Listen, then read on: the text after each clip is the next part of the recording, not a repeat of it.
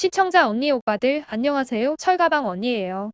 오늘 방송은 중국이 운용 중인 두 번째 항모인 산둥호에 얽힌 여러 가지 문제와 그들이 너무나도 앞서려고 발버둥치는 미 해군 항모전단과 비교해가며 지극히 저렴한 산둥호의 운용 수준을 파헤치려고 해요. 또한 중국 공산당이 산둥함을 자체 건조하는 동안 일어난 중국 재벌과 군부의 비리 등을 파헤쳐 나가며 비웃어 보는 여유도 가져볼까 하고요.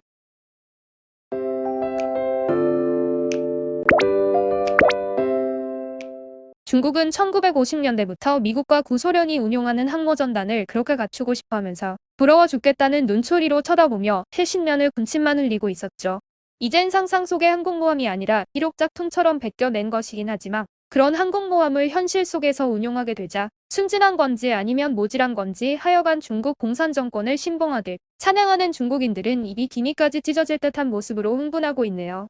예우닝호를 놓고 열심히 공부하여 나름 잘 발견했다고 자평하고 있는 두 번째 항모인 산둥호를 자체 기술로 건조해냈다고 우기는 중국 공산당은 마음만 바쁜 상황인지 건조를 완성한 후 겨우 3년 만에 취역시켜 버렸죠. 예우닝호만 해도 수리 건조를 끝낸 후 10년을 시험 운전했었는데 산둥호는 거기서 얻은 항모 운용 기술에 자신감이 넘쳐난 듯 항모의 특성을 조율할 시간도 안 되는 3년 정도의 짧은 시간 동안만 시험 운전 후 곧바로 취역시켰는데 이러면 예외 없이 동티가 나게 되는 것은 당연한 일이잖아요. 군사관계의 모든 일은 절대적으로 철저하고 충분한 시험 기간을 거친 다음 실전 배치 후에는 상황에 따른 변형이나 변칙 운용은 할 수 있을 망정 취역시키기 전 시험 운전 기간에는 가능한 정상적인 규칙과 방식에 따른 기능시험을 거쳐야 하는 게 정석이거든요. 두 번째 항모인 산둥함을 성공적으로 진수시킨 후 실전 배치까지 끝낸 중국 공산당은 마치 자신들이 새로운 항모를 개발해낸 듯 목에 힘주며 대단한 업적인 양 꼴값을 떨었고 지금도 그러고 있지만 사실은 랴오닝호와 비교한다면 뭔가 정말 쬐끔 손댄 것 외에 달라진 것은 없죠. 지들이 구소련제 항공모함이었던 랴오닝호의 설계를 참고하고 실제 운용상의 문제점을 반영하여 개량하여 설계하였다지만 산둥호가 랴오닝호와 별반 다르게 없는 짝퉁 항모란 것은 그들이 스스로 산둥함에 부여한 분류번호를 보면 쉽게 알 수 있거든요. 랴오닝호를 우크라이나에서 출발해 흑해로부터 지구를 반바퀴 돌아 견인해와서 소생 작업을 거친 조선소에서 산둥호를 건조했으며 이때 랴오닝함을 001형 항모로 분류했는데 산둥호를 001A형으로 분류번호를 부여했던 중국군 코드를 보면 이미 랴오닝을 모티브로 건조했다는 사실이 드러나죠. 물론 건조가 거의 마무리될 때쯤인 2017년에서 2018년 사이에 산둥호의 분류 번호를 잽싸게 002호로 바꾸어 짝퉁인 것을 눈 가리고 아웅하듯 숨기고 마치 처음부터 망치 들고 두드려가며 온전히 자신들의 독자적인 기술만으로 건조해낸 것처럼 내보이려는 머리를 썼고요. 중국 사람들은 참 이상한 것 같아요. 뭔가 참고했거나 미숙한 부분이 있어서 좀 더 앞선 곳의 기술들을 도입하거나 배워서 성공했다고 하면 되는데 굳이 중2쯤 되는 깍쟁이 여중생들이 죽기 살기로 거칠에 신경 쓰는 것처럼 무슨 일이든 체면 차리려다 개망신을 당하고 그래도 전혀 쪽팔림을 모르잖아요. 우리가 이런 소리하는 것을 듣고 나면 팔팔 뛰면서 또 소국이 대국에게 함부로 입을 놀려댄다며 눈치 켜뜨고 바들바들 떨며 몸부림치겠죠. 하지만 어쩌겠어요? 원래 그런 애들이 하는 소리에 일일이 대응해주면 버릇되니까 점잖고 넓은 가슴을 가진 우리들이 그냥 웃으며 넘길 수밖에요. 한국 같으면 중국처럼 첫 번째 항모를 그런 식으로 확보한 후 다음 항모를 건조한다면 절대로 그들처럼 짝퉁을 만들어 놓고 정신승리하며 희죽거리고 옷줄댈 리가 없죠. 하여간 중국 공산당과 군부는 산둥함을 2013년 11월부터 건조에 착수하였고 2015년 3월부터 내부 공정을 진행하기 시작하여 2017년 4월 26일 진수시켰거든요. 진수식은 2017년 4월 26일에 진행했는데 사실 이 산둥함을 건조하는 동안 눈살 찌푸릴 일들이 있었기 때문인지 시진핑 국가주석이 별다른 이유 없이 불참했고 대신 그보다 몇 단계 아래 서열인 중앙군사위 부주석 등 군부 인사들만이 참석했었다고 해요.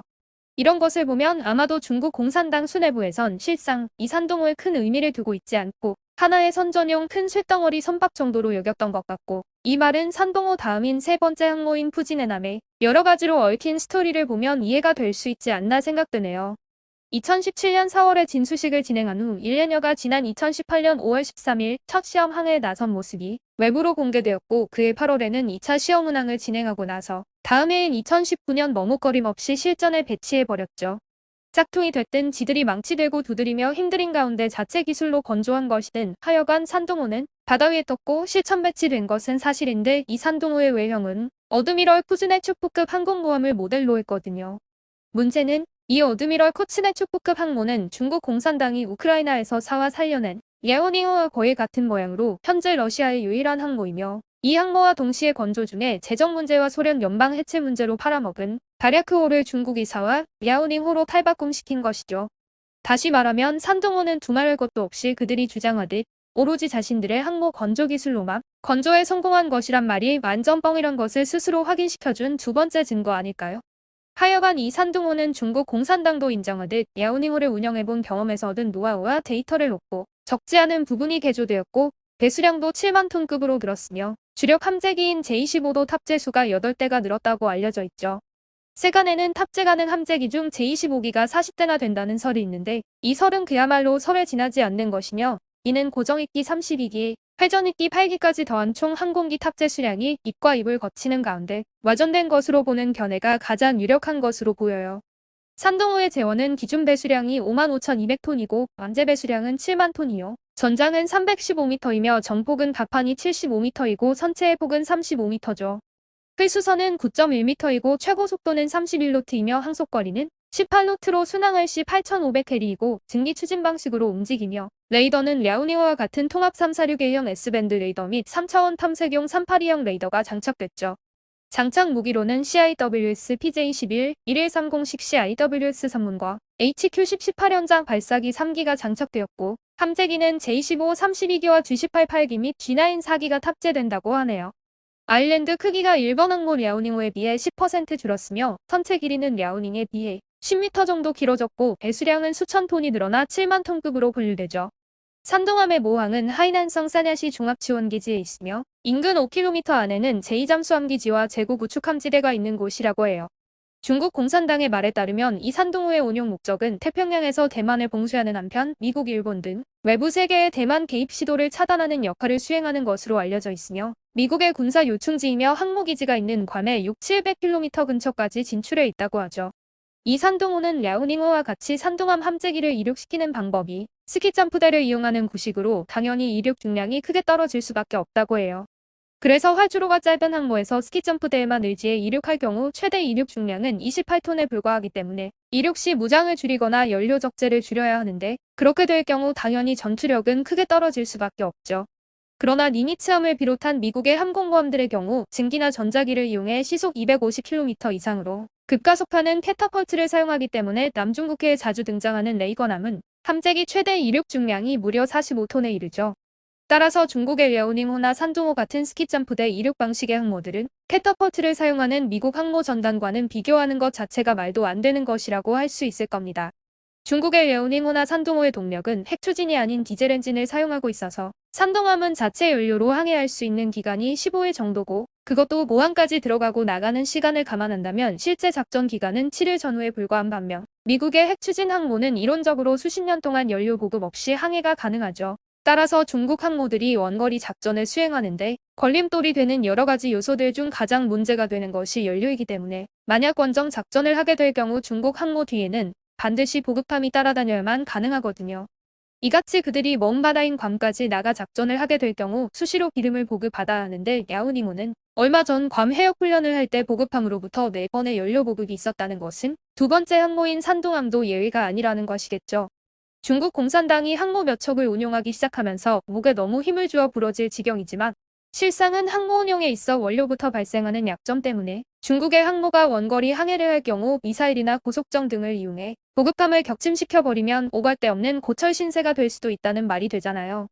여기서 항모의 전투력을 말하기 위해선 반드시 짚고 넘어가야 할 것 중 하나는 소티인데 산둥함은 하루 평균 가능한 소티가 20회 정도 전투기를 출격시킬 수 있는 수준인 반면 미 해군의 니미츠함은 하루 평균 120회 정도의 소티가 가능하다고 해요. 이 수치만 봐도 중국 항모는 미국 항모전단의 전투력과 작전 능력 및 범위는 아예 비교가 안 된다는 것은 어린애들도 알 수 있는 것이지만 중국 공산당의 하수인격인 중국의 관영통신들은 이번에 자신들의 항모 탑재기들이 엄청난 횟수의 출격을 했다고 자랑하고 있는 것이죠. 중국의 항공모함과 미 해군을 비교한다는 것 자체가 어불성설인 것은 누가 봐도 틀린 말이 아닌데 사실 얼마 전 중국이 두 척의 항모들을 동원해 중국판 항모 공동작전을 대만 해협에서 펼치면서 중국 해군으로서는 최대의 해군력을 구사했었거든요. 하지만 이 같은 중국 항모의 전력은 대만 주변 해역에 진입한 미 해군 니미츠함의 한 개 항모 강습단 전력은 물론이고 강습 상륙함 전단에도 모자란다는 웃을 수밖에 없는 평가가 나왔고 결국 중국이 보여준 두 항모의 태평양 훈련은 그야말로 중국 국민들에게 보여주기 위한 쇼를 했다고 보면 된다는 것이 세간의 평이었죠. 어찌 보면 중국 해군이 총동원되어 진행한 태평양에서의 훈련은 미국과 수준 차이가 얼마나 큰 것인지만 보여준 것에 지나지 않는다는 것이 전 세계 해군 전문가들의 생각이거든요. 그럼에도 그러한 훈련을 보며 호들갑을 떠는 중국의 언론들 모습을 보면 대만 차이 총통과 케빈 메카시 미국 하원의장의 캘리포니아 회동에 맞춰 대만 포위 훈련을 왜 실시했는지 명확하게 보여주는 것 아니겠어요? 그건 그냥 중국 국민들에 대한 립서비스 차원에 불과했던 거죠. 중국 해군은 도련선이란 것을 책정하여 해양 구획을 설정하는데 이 도련선이란 것은 중국이 미국을 견제할 목적으로 1980년대 태평양 섬들을 이은 가상의 선으로 제1도련선은 일본 오키나와와 필리핀을, 제2도련선은 괌, 사이판, 파푸아뉴기니를 각각 잇는 것으로 책정했죠. 현재 중국 항모들의 작전 수행 수준은 미국 항모 전단과는 비교 자체가 되지 않을 정도로 저급하고 거의 함재기 운반선 정도의 취급을 받고 있지만 예우닝호와 산둥함을 실전 배치한 다음 2년 연속 서태평양 일대에서 대규모 훈련을 벌인 것은 의미심장하다고 평가되기는 해요. 그것은 중국 함선이 제2도련선 진출 속도가 빨라질 것을 시사하기 때문이며 산둥함이 미국령 괌에서 약 700km 떨어진 해역까지 접근한 것을 두고 제1도련선을 넘는 영역까지 중국 해군의 작전 범위를 넓힌 것이라는 분석이 나오는데 이유는 제1도련선이 일본 쿠릴열도와 대만 동쪽 필리핀 서쪽 블라카 해협을 잇는 선이기 때문이죠.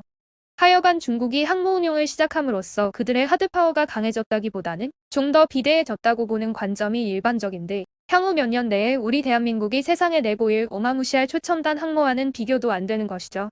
대한민국은 항모 건조와 운용은 시작도 안 한 상황이지만 지금까지 보여진 무기 생산의 최첨단 기술 및 제작 능력만으로도 세계의 군사 전문가들은 높은 수준의 완벽한 항모가 우리 대한민국 해양을 지키는 것을 넘어 자유세계의 평화 유지에 큰 역할을 할 것으로 기대하고 있죠. 시진핑 등 중국 공산당의 최고 위층들이 자신들이 그렇게 입이 마르도록 오로지 자신들의 기술로만 건조했다고 기를 쓰며 떠들어대던 산둥함의 진수식에 참석하지 않은 이유는 무엇이었을까요? 이것에 대해 돌아다니는 말은 엄청 많았는데 중국 공산당에서는 모두 낭설이자 모함을 위해 만들어낸 소리들이라고 한 것을 보면 분명 긍정적이거나 좋은 의미의 설들은 아니었을 거란 확신을 갖게 하죠. 많은 설들 중 이것이 문제 많은 관료와 소위갑들이 부글대는 중국에서 일어난 일인 만큼 비교적 사실에 가깝다고 생각되는 것은 첫째 횡령, 둘째 그 횡령에 연계된 뇌물수수와 그럼으로써 나타난 산둥호의 문제점들인 것 같네요. 첫 번째로 공식적인 발표가 있었던 것은 산둥함을 건조했던 중국 선박 중공집단 사장이 야오닝함과 산둥함의 기밀을 외국에 누설하는 간첩 혐의로 체포되었다는 보도가 나왔고 이 사람은 결국 징역 12년 및 당적 박탈의 법적 처벌을 받았다는 내용이죠. 문제는 산둥함과 관계된 횡령과 뇌물에 관계된 인물이 순보라는 이름으로 알려진 중국 선박공사 사장 한 명이 아니라는 것이에요.